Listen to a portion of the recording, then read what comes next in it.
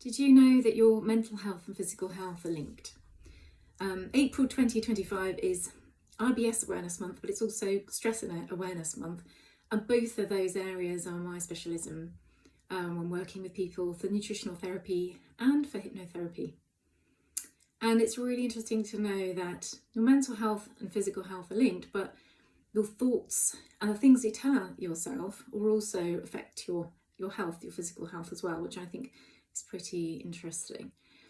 So when it comes to digestive health, IBS, it can be really debilitating. And so I really love working with people with IBS because it really affects people's lifestyles and can make a huge impact to their day-to-day lifestyle. So if you do find yourself experiencing digestive issues, the first thing I would suggest you do is go to the doctors and just get a proper diagnosis and see what's going on. And if it is IBS, then you can support yourself with diet and lifestyle. First of all, I would suggest that you keep a food and mood and symptom diary. So just make a little journal over a week or so and just notice what you're eating, drinking, food timings, stress load, what's going on in your life, and see if you can see any patterns.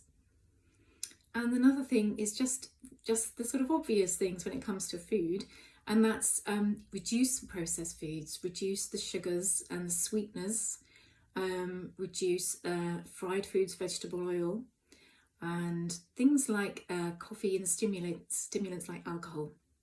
So reduce some of those things for a bit and just see if that makes any difference. So just starting with really small changes, making sure that you're hydrated as well, and keep a little diary and symptom diary to see how you get on. But also it's important to acknowledge the nervous system's role with IBS as well. A lot of my clients find that it's difficult to relate their IBS symptoms to food, and actually they do relate it to their stress and what's going on in their lives, and they notice that when they're more stressed their IBS flares up. So if this sounds like you, then perhaps consider bringing in some relaxation practices and just trying to support the nervous system, which can be really helpful. And that's another reason why I trained in hypnotherapy, because gut-directed hypnotherapy can be really helpful for IBS. So consider 5-10 minutes a day of relaxation, whether that's just listening to something, whether it's some breath work, a nice little mindful walk, whatever it is that actually makes you feel calm and relaxed. So consider something like that in the mix as well, not just thinking about food and diet, but actually thinking about your nervous system and bringing in some relaxation practices. I actually have a free relaxation. It's very basic and simple that you can download from my website.